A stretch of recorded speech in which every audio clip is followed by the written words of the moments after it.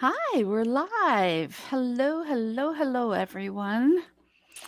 My name is Sandra Wint, and I am the founder and CEO of Me, Her, Us.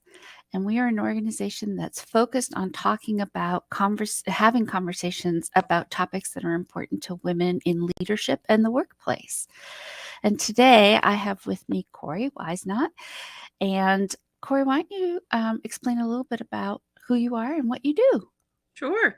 Thank you so very much, Sandra, for having me. I really appreciate you asking me to be here today. Yes, as she said, my name is Corey Wisenot, and I'm an estate planning attorney. And I am really focused on helping my clients when it comes to memorializing their wishes for their health care, their finances, and the legacy they wish to leave behind. Mm. So it's a big deal. It is. It is. It's such a big deal, right? Um, because we want to make sure that since we're not here to say what we want, right? Exactly. That what we want is what actually occurs. So Yep. yes, Yep. And to make beautiful. sure that everyone is on the same page. The biggest Yes. thing I say is that documents without discussion are useless. That if you don't talk to your family or talk to the people who are named in those documents about what you want, then really you've just made pieces of paper that you've signed. You want to make sure that that discussion happens as well. So that's why this is so important that we get to. Yeah. It's so funny because now I want to go in a totally different direction than we were going to talk about, but I'll just keep it to at a time when we are dealing and processing with so many different emotions and loss and grief and anger and denial and frustration and just feeling empty. The last thing you want is to have to involve courts to make decisions about things that should have been discussed when we were around, Exactly. or to find out that what you thought was going to happen is not what's going to happen. So do your Agreed. family a favor. Mm. Agreed. So today we're actually going to be talking about a beautiful podcast that was done by Planet Money, specifically speaking about what happens to women in the workforce as they contemplate or become parents. And specifically, there were 3 stories that were quoted and discussed. One of them was about principals who are emailed a blanket letter saying, we have a new student that we're interested in sending to your school. Please call mom or dad with mom and dad's phone numbers and nothing else. And just what would happen? Like, who would they call? And that's exactly what the paper's called. It's like, who do you call? Or, yeah, and I can't remember all those other things. But the impact of that on women in the labor force, if they're getting a phone call from the school and they're in a meeting, and how do they process that, right? And what's the impact? And how do people view that? And how do you view yourself? Right, and process all of that if you're getting a phone call and you can't leave this to go take that. And one of the other things that they talked about was young women entering the workforce who are getting advised career options basically based on the fact that they're women, and how how they're going to be able to support their families once they start having children, without regard to whether or not those women even want to have children. And one of the things that was discussed was, do women have a sense of what's going to happen to them when they make the choice to become parents? So they were saying, they described greedy jobs, and one of the definitions of a greedy job is that greedy job when you see it, right?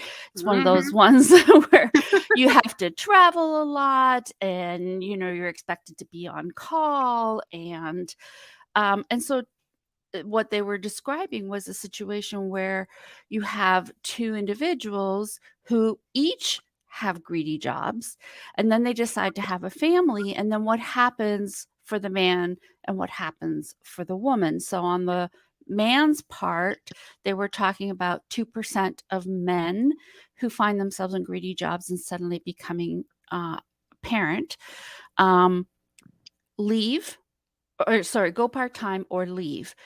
versus 25% of women who go part-time and 16% who actually leave the workforce. So, well, it like statistically way off the charts in comparison to men. And one of the professions that they talked about in particular was law. And when I shared this podcast, Corey was one of the first person to stick her hand up and say, "Oh my gosh, I want to go and talk about this phenomenon and kind of my personal experience of what happened." So, Corey, I've done a lot of talking, and I'm going to let you speak and ask you, like, what part of the podcast and any one of these stories resonated for you and why? Well, thank you. No, I'll tell you, I could listen to you talk all day, Sandra. I love it. Thank But you. yes. But actually, I feel like all three resonated with me in different ways. But I will tell you, the one that really struck me was the first one. Mm, And the reason is because I actually re-listened to this podcast just so I could be sharp and I can remember all of the statistics and all of those things this morning. And I did while riding in the car with my 11-year-old son. And he's my quiet child. He's the one that's very observant. He knows when he's supposed to be silent and when and all of those things. And so as I'm listening and they're talking about, which parent do places call, whether it's a brand new school or the school the child's already involved in, and like either the child got in trouble or they got sick or they got hurt or something is needed, from one of the parents. Who do they call? And all of a sudden, my 11-year-old pipes up in the back and says, "Wow, Mom, that's really true." And I went, "What do you mean, baby?" He goes, "They never call Dad. They always call you." Now, my husband's a pediatrician, mm, so we both have those greedy jobs going. and and I'm not saying that, and the thing is that the school doesn't know one way or the other where I work. So I could be, in one of those high-powered, positions downtown. They have no idea because that's not something they ask me. They only talk about my son. So, but yet they still call me and not my husband. And it doesn't bother me. You know what I mean? It's not as if luckily for me, I can, leave and come get them. But it's interesting that mhm, even he picked that up. He's like, mhm. "Dad has never once in my entire school career, because he'll be a sixth grader next year, come to get me when there was a phone call from the school.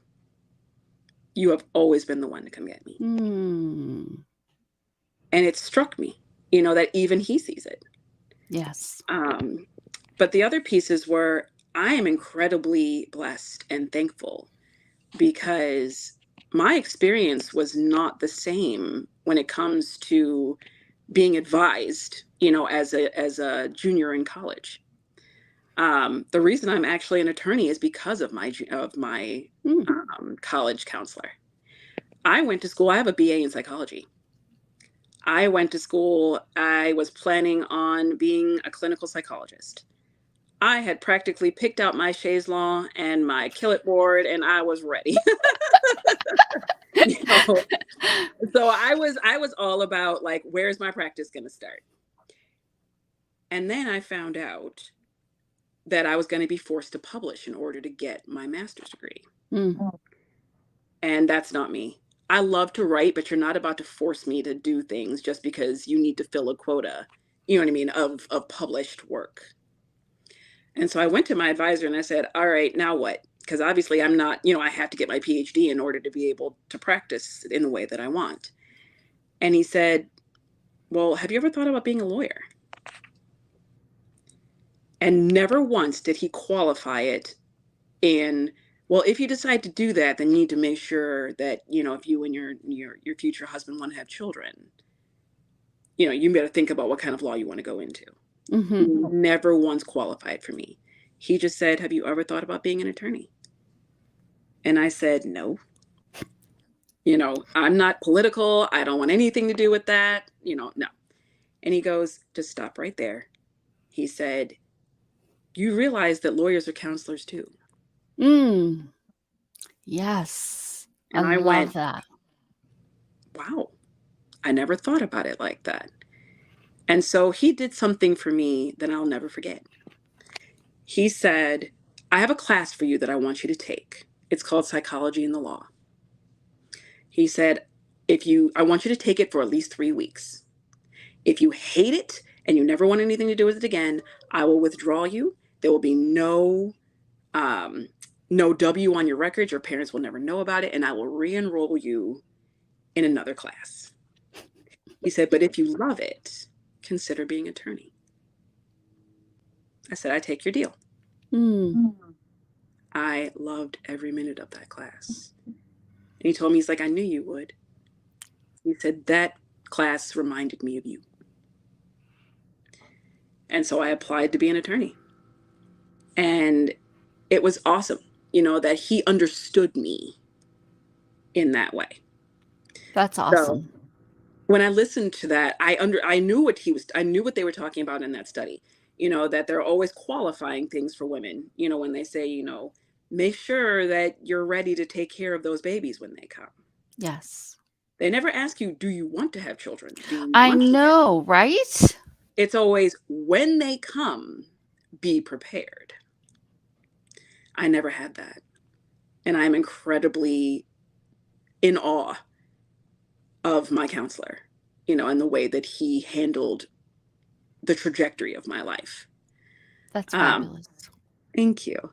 So, and the other thing I was going to say was, when we're talking about when those children come, what do women do? Yes. I ended up being an entrepreneur because the pandemic hit and I had a 9-month-old son, a second grader, and a 9 to 5 job. So I'm quite literally trying to teach the second grade, stop my 9-month-old from eating the dust bunnies that are as he's crawling around behind me, and trying to be in a meeting all online. And my husband said to me, he's like, Corey, something has to give.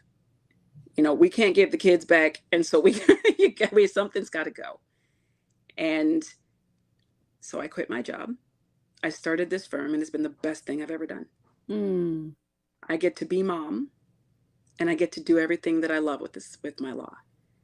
So I'm pretty thrilled with that. that's amazing. Good for you. Thank you. So now I'm that I've talked a lot, it's your turn. No, actually, I was gonna ask you, I'm curious, was there ever a thought that maybe he, might stay home with the kids? Tell you the truth, when my husband was a med student, he stayed home for a year. He took a year off of school Mm, and let me in. I went to work in a law firm and he took care of Aaron when he was about 2 years old. So my husband has had a taste of stay-at-home life. And when it came to him staying home during the pandemic, we knew that my career is the one that could have transformed in a better way. It is not that he was not unwilling, but he was literally on the front lines. yes. And he was sent into the ERs. He wasn't even taking care of kids. He was taking care of adults in the beginning because Yeah. they needed doctors. Yeah. I knew and understood and respected that of him. But he never said to me, this is something you need to do.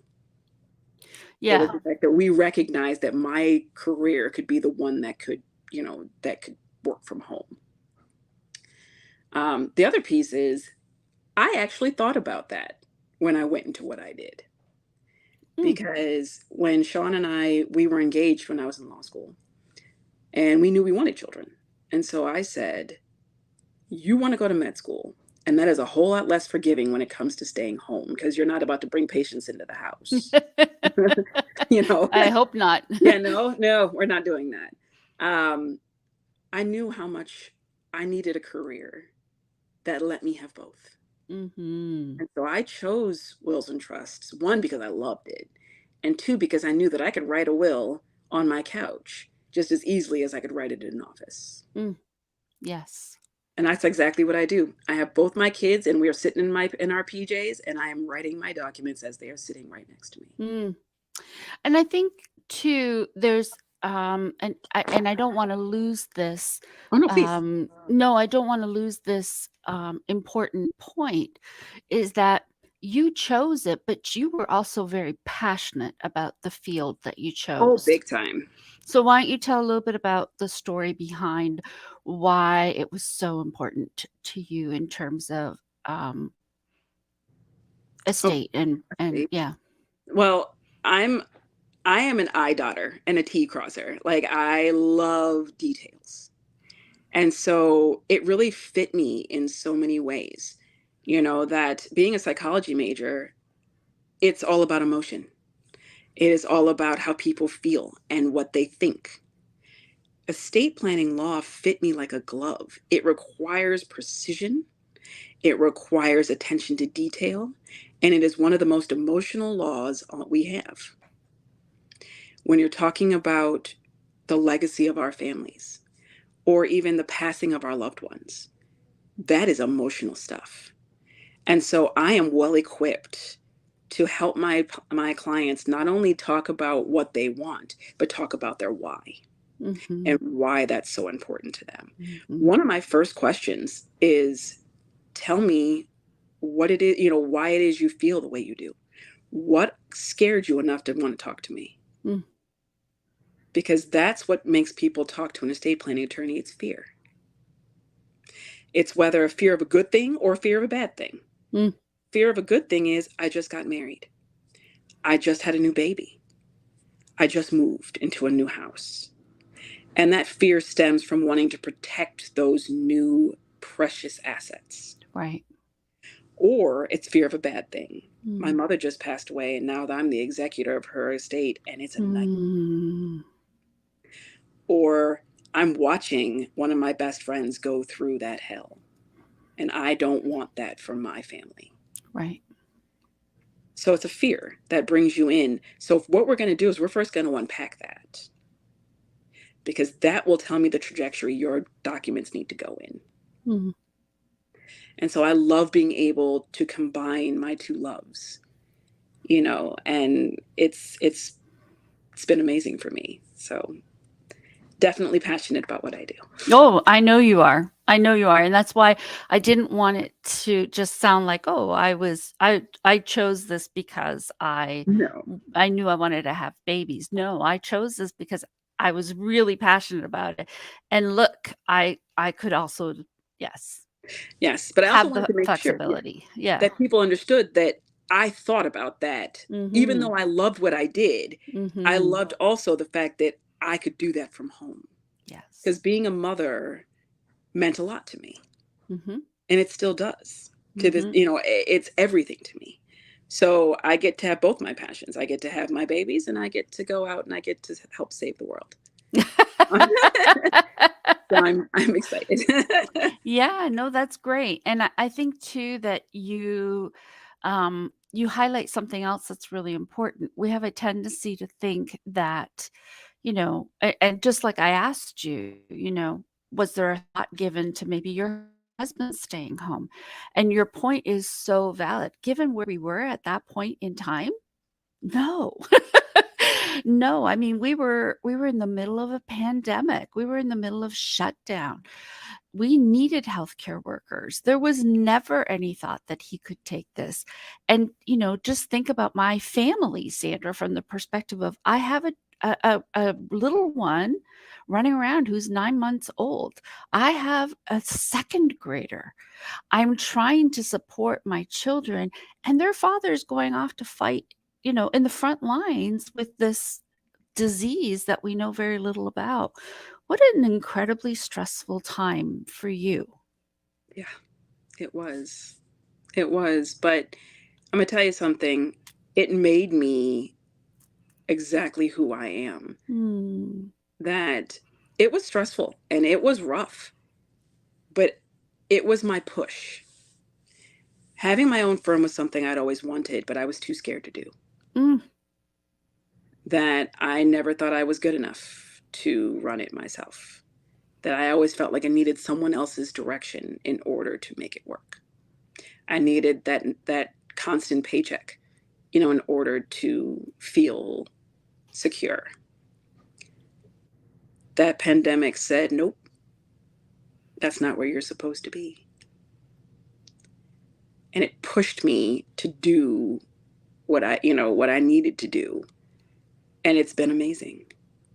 It has been absolutely amazing. So that's one thing I can say to anybody who's watching this and listening. If you're scared, courage is not the absence of fear. It is doing something even though you're scared. And it took a lot for me, but it was worth every moment of it. And now I get to be here and talk with you fine people. And normally I'd be in an office somewhere. So I love it. I love it. That's awesome. So,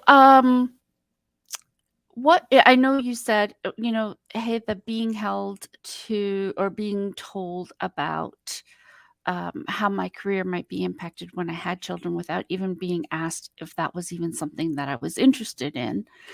That I know that didn't happen for you personally, but I'm wondering what you might say to young women who are entering the workforce and find themselves in that situation. Thank you. No, I agree. I think that you should take it with a grain of salt, as in hear what that person has to say. I don't know whether or not it's coming from a place of concern or a place of patronization. I don't know. But what you really need to look at is, what do you want? Mm-hmm. Where do you want your life to go? What are your beliefs? What are your wishes? If that wish is to be a mother or to be a father or to be a wife or a husband or whatever it is, there is a piece of truth in it, where you do need to choose your path so that it complements what you believe and want. And so that's why I say that I think that question is harsh when they don't actually ask you whether it's something you want. But at the same time, I think it is necessary. That if you're going to be a parent, you need to be available to be a good one to those kids. And so, like, in the law perspective, if you're planning on being one of those 90-hour-a-week, all the way in attorneys, that's going to leave no time whatsoever for family life. Mm-hmm. If you're okay with that and that's not what you want, and you don't need, or didn't need or want the family, by all means, go do what you got to do. I think what we really need to do is stop judging one another Oh my about our gosh, yes. choices. There are women out there who don't want children. There are men out there who don't want children, and that's okay. Yes. I think that's really what this stems from, is that women are expected to be mothers, but men are not expected to be fathers. Preach. Women are expected to want children. And so when they choose the career over children, they're looked at as a negative. Mm-hmm. So that's why I think a lot of those counselors make sure that they say it to women, because they're expected to want to be a mom. Now, as I say, if you want to be one, then you need to have a career that's going to let you do it. And that's what I was trying to say before, is that I loved wills and trusts because it gave me that leverage. I still got to do what I loved, but I knew those babies were coming, and I wanted to be a mother. Mm-hmm. I wanted to have that time with them, and so that was my choice, but it doesn't have to be everyone's. Mm-hmm. So really the thing is, if someone is advising you in that way, take a step back and know what you want. Once you've identified that, then you can go back to them and say, or to anyone else if you don't like the way that they've spoken to you, and say, these are my goals. What can you do to help me get there? Mm-hmm. But you've got to identify that for yourself. Do not let anyone else identify it for you. Yeah, that's awesome. That's awesome. I think the other part of this as well is that we may want things, but they may not be possible. That's true as well. So we may plan our lives expecting that something is going to happen, only to find somewhere down the road, right? It hasn't worked out that way. So true. For whatever reason. And then the problem becomes if you're doing something you don't want to be doing or didn't enjoy or never thought you'd be in, now what? Exactly. And I'll tell you, never, ever, ever be afraid to pivot. Oh, I yes. pivoted 4 or 5 times during my life. I worked for the government. I have worked for private practice. I have said, forget it, I'm never practicing law again. And now, you know, I have been to the point where I'm like, I renounce all title to my law degree and I'm never practicing again.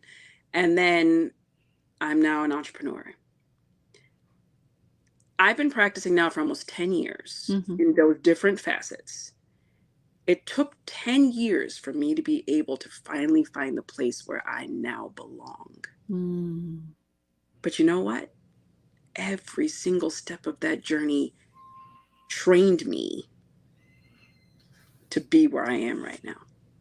right. So don't you ever worry about pivoting or about reevaluating.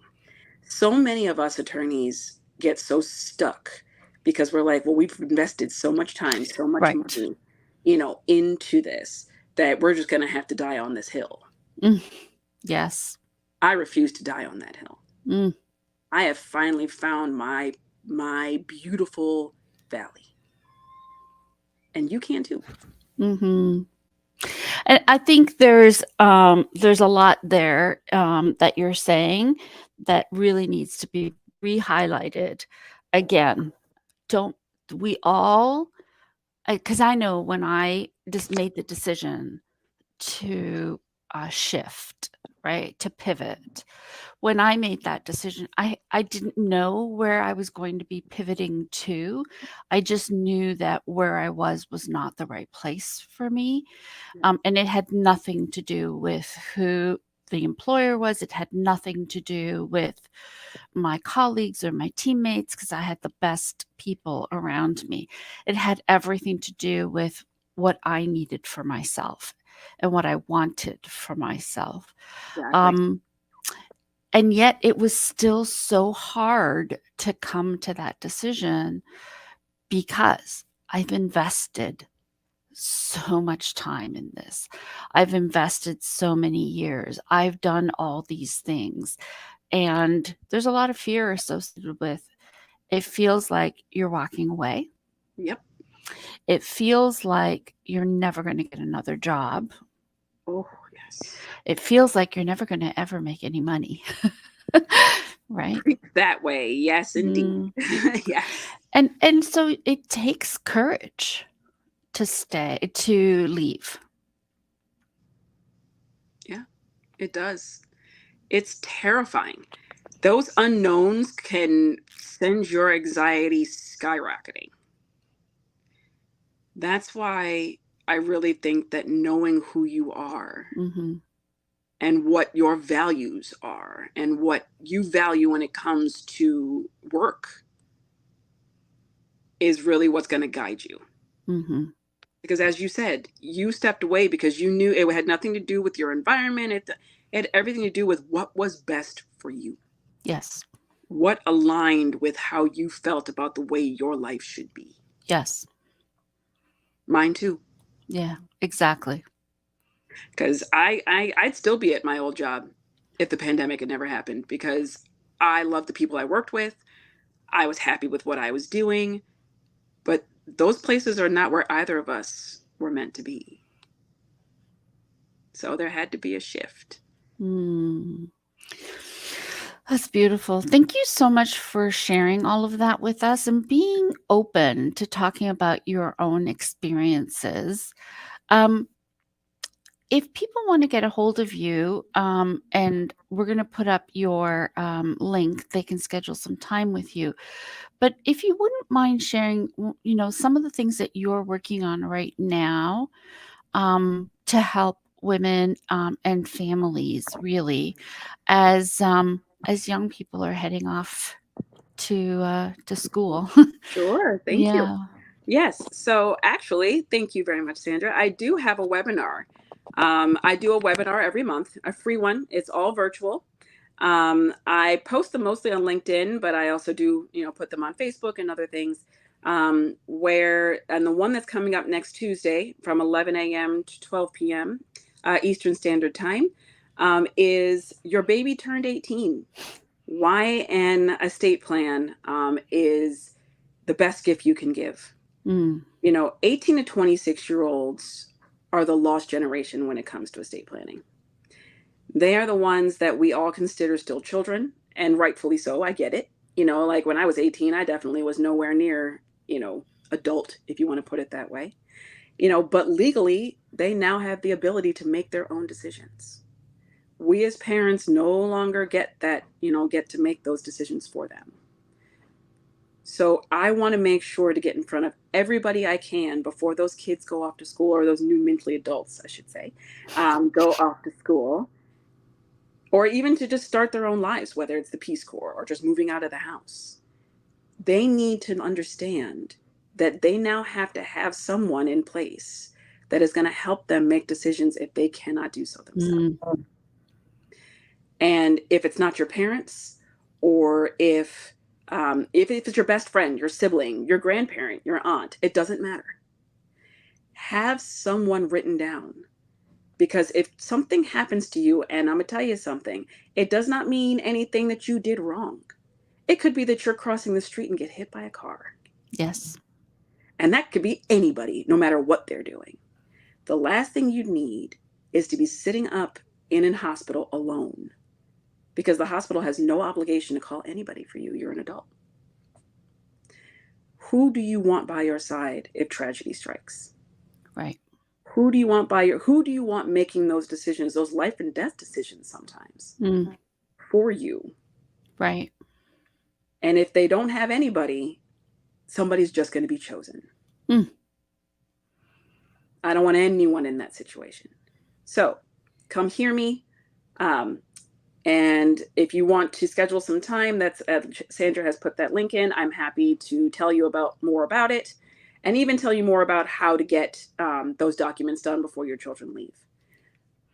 I'd love to do that. Yeah. Yeah. Such an important message. I don't think we talk about it often enough. And it is ultimately, it is related to money and leadership, right? We lead, as women, we lead our families all the time. Oh, yeah. We tend to think of leadership as a title that somebody has in an organization, but leadership is even about thought leadership, right? Oh, yeah. Leading your family, leading what your legacy is going to be, leading what you want your family to know and care about, right? And money is such an important part of making sure that you and your children, you and your families, you and the legacy that you want to live are going to, or that you want to live beyond your life, right? Mm-hmm. So these are all really important topics. And as women, I think we can do a lot to guide and make decisions for our families on what we want and what's best for all of us. So thank you for doing that. Thank you for coming and talking to us about your experience as a lawyer. And you and I didn't call it a greedy job. The NPR Sure did. podcast called it a greedy job. And it's so funny. You do know greedy jobs when I mean, it's so easy to say. Oh, yeah. Here are the greedy jobs, right? And I spent jobs. well, I spent like even I think about I spent 30 years in IT, right? IT is a greedy job. at Yeah, least the part of IT that I was in the sense that when a system goes down, we don't have the luxury of saying, you know what, I'm sleeping right now. I'll just take that call tomorrow. exactly. Exactly. Right. Yeah. You're on call, right? And let me tell you, systems always go down when you least want them to. Holidays, the middle of the night, all that. In the middle of a movie theater. Yep. Yes. Yeah. Yep. Exactly. So, Exactly. yeah. Well, thank you so much, Corey. And I'm so grateful for this opportunity to chat with you and share your brilliance with the world. Well, Thank you. thank you, thank you. I very much appreciate you having me. I love being able to talk to you. As I said, I could sit and listen Mm. to you all day. I really enjoy, getting to learn from you as well. So Mm. thank you very much for sharing this podcast as well as sharing this time with me. Mm. All right, everybody. We'll chat with you soon. Bye. Everybody, bye.